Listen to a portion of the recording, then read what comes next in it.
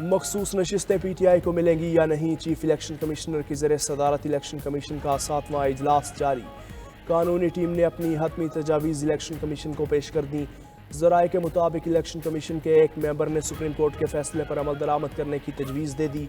کہا فیصلے پر عمل درآمد نہ کر کے توہین عدالت کا مرتکب نہیں ہونا چاہیے۔ دیگر ممبران نے موقف اپنایا، کیا ہمیں اپنے اختیارات اور قانون کو سرنڈر کر دینا چاہیے؟ تو کیا آئینی باڈی کو انتظامی باڈی مانا جا سکتا ہے؟ جو فیصلے میں لکھا گیا۔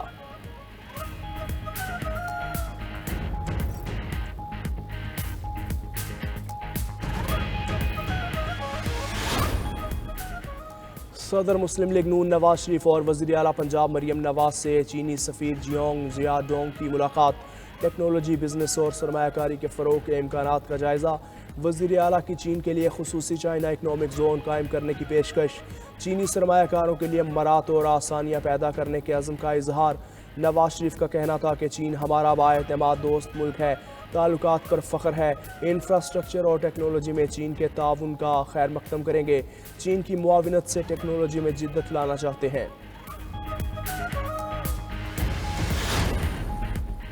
سپریم کورٹ نے بیوہ کو فوری وارثتی جائیداد منتقل کرنے کا حکم دے دیا۔ جھوٹی گواہیوں اور بوگس مقدمہ بازی پر مخالف فریقین کو 5 لاکھ روپے جرمانہ کر دیا۔ چیف جسٹس قاضی فائز عیسیٰ نے ریمارکس دیے کہ خواتین کو وراثت سے محروم کرنے کا کلچر ختم ہونا چاہیے۔ جو چاہتا ہے جائیداد دبا کر رکھ لیتا ہے۔ وراثت کے سادہ مقدمے کو پیچیدہ بنا دیا۔ بوگس اور جعلی گواہیاں دینے پر فریقین کے خلاف کارروائی ہونی چاہیے۔ وکلاء کو بھی ایسے جھوٹے مقدمات نہیں لینے چاہیے۔ آج گناہوں کا اعتراف کریں گے تو آخرت کی سزا سے بچیں گے۔ پاکستان کے لیے $7 ارب قرض کی منظوری۔ IMF ایگزیکٹو بورڈ کا اجلاس آج رات ہوگا۔ پاکستان عالمی ادارے کی تمام پیشگی شرائط پوری کر چکا۔ دوست ممالک نے قرض رول اوور کرنے کی یقین دہانیاں بھی کروا دیں۔ وزیر اعظم شہباز شریف ایگزیکٹو بورڈ سے قرض معاہدے کی منظوری کے لیے پر امید۔ نیو یارک میں گفتگو کرتے ہوئے بولے، IMF کی کڑی شرائط پوری کر چکے۔ IMF کی کچھ شرائط کا تعلق چین سے تھا۔ چین نے دوبارہ ہاتھ پکڑا اور ماضی کی طرح تعاون کیا۔ چینی قیادت کے ساتھ سعودی عرب اور UAE کے بھی شکر گزار ہیں۔ ان کے تعاون کے بغیر یہ ممکن نہیں تھا۔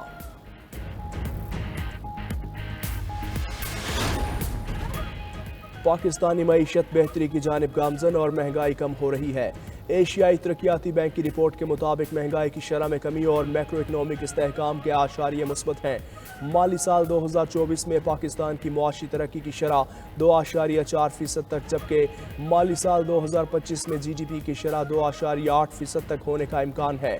لیکن معاشی ترقی اصلاحاتی ایجنڈے پر عمل پیرا پالیسی کے تسلسل سے مشروط ہے۔ حکومتی اخراجات میں کمی، نجی شعبے کو فروغ دینا بھی پاکستانی معیشت کے رجحان میں بہتری کی شرط ہوگی۔ FBR کا 12,970 ارب روپے کا ٹیکس ہدف پورا کرنے کا مشن۔ 1 اکتوبر سے سخت کریک ڈاؤن کا فیصلہ۔ ٹیکس نہ دینے والوں پر 15 پابندیاں لگائے جانے کا امکان۔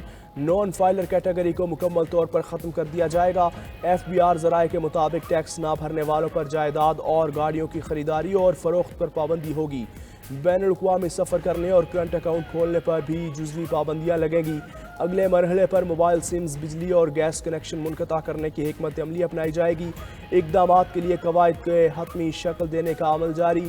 کابینہ سے منظوری کے بعد آرڈیننس کے ذریعے نافذ کیے جانے کا امکان۔ چیئرمین FBR پہلے ہی نان فائلر کی شناخت جدید سسٹمز اور الگوریتھمز کے ذریعے کرنے کا اعلان کر چکے۔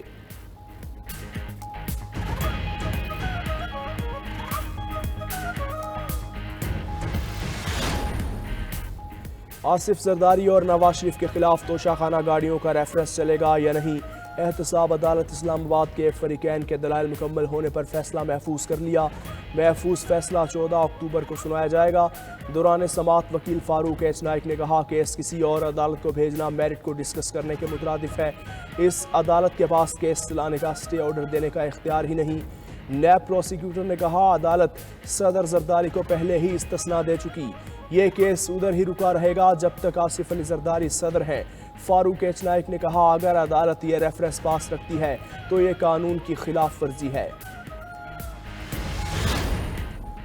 تحریک انصاف کا 5 اکتوبر کو لاہور مینار پاکستان پر جلسے کا اعلان۔ مشیر اطلاعات خیبر پختونخوا بیرسٹر سیف نے کہا 5 اکتوبر کو لاہور میں دوسرا جلسہ ہوگا۔ بانی پی ٹی آئی کی ہدایت پر 29 ستمبر کو راولپنڈی میں عوامی اجتماع ہوگا۔ ڈی سی راولپنڈی کو این او سی کے لیے درخواست دی ہے، 2 جگہوں کا بتایا ہے، جہاں اجازت ہوگی وہاں جلسہ کریں گے۔ بیرسٹر سیف نے جلسے میں سرکاری وسائل استعمال کرنے کی تردید کر دی۔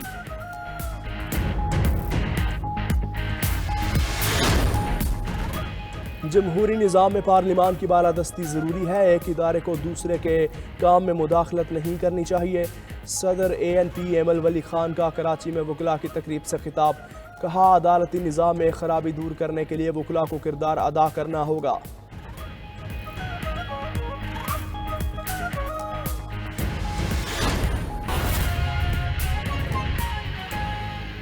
آئینی ترمیم کا معاملہ، پیپلز پارٹی نے آئینی ترمیم مسودے پر کام شروع کر دیا ہے۔ ذرائع کے مطابق آئینی مسودے پر مشاورت کے لیے پیپلز پارٹی نے کمیٹی قائم کر دی ہے۔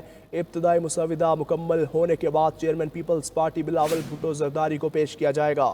اسی سے متعلق بات کر لیتے ہیں رانا طارق سے۔ رانا طارق، بتائیے گا مسودے پر کام شروع ہو چکا ہے، کب تک پیش کر دیا جائے گا؟ جی بالکل، پیپلز پارٹی نے آئینی ترمیمی مسودے پر کام جو ہے وہ شروع کر دیا ہے۔ پیپلز پارٹی کی آئینی مسودے پر مشاورت کے لیے غیر رسمی کمیٹی بھی قائم کر دی گئی ہے۔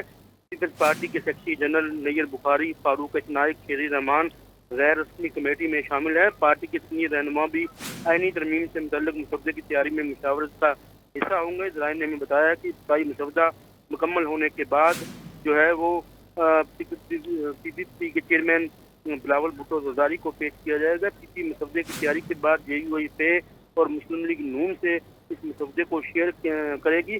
پیپلز پارٹی کے چیئرمین نے آرٹیکل 8 میں ترمیم پر اعتراض کیا ہے۔ آرٹیکل 8 میں ترمیم پیپلز پارٹی مسودے کا حصہ نہیں ہوگی۔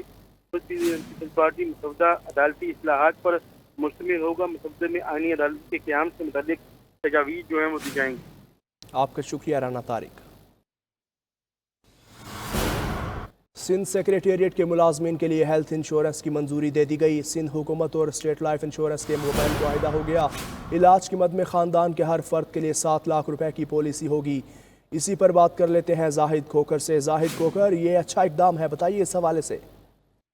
جی بالکل، سندھ کے سرکاری ملازمین کے لیے بڑی اچھی خبر ہے۔ سندھ سیکریٹریٹ کے ملازمین کے لیے ہیلتھ انشورنس کی منظوری دی گئی ہے۔ سندھ سیکریٹریٹ کے ملازمین اور ان کے لواحقین کے لیے ہیلتھ انشورنس کا معاہدہ طے پایا گیا ہے۔ سندھ حکومت اور اسٹیٹ لائف انشورنس کے درمیان یہ معاہدہ کیا گیا۔ معاہدے کے تحت سندھ سیکریٹریٹ، وزیر اعلیٰ ہاؤس، گورنر سیکریٹریٹ اور سندھ اسمبلی کے ملازمین کو یہ سہولت حاصل ہوگی۔ سندھ حکومت کی جانب سے secretary general administration Sohail Qureshi اور اسٹیٹ لائف انشورنس کے جانب سے ایگزیکٹو ڈائریکٹر نے دستخط کیے۔ علاج کی مد میں ہر خاندان کے فرد کے لیے 7 لاکھ روپے کی پالیسی ہوگی، یہ سیکرٹری کا کہنا ہے، جنرل ایڈمنسٹریشن سہیل قریشی کا مزید کہنا تھا کہ پالیسی کے تحت ملک کے 175 اسپتالوں سے ملازمین کا علاج کروایا جائے گا۔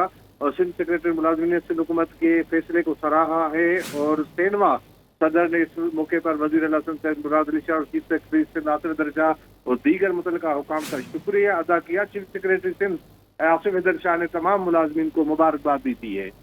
آپ کا شکریہ زاہد کھوکھر۔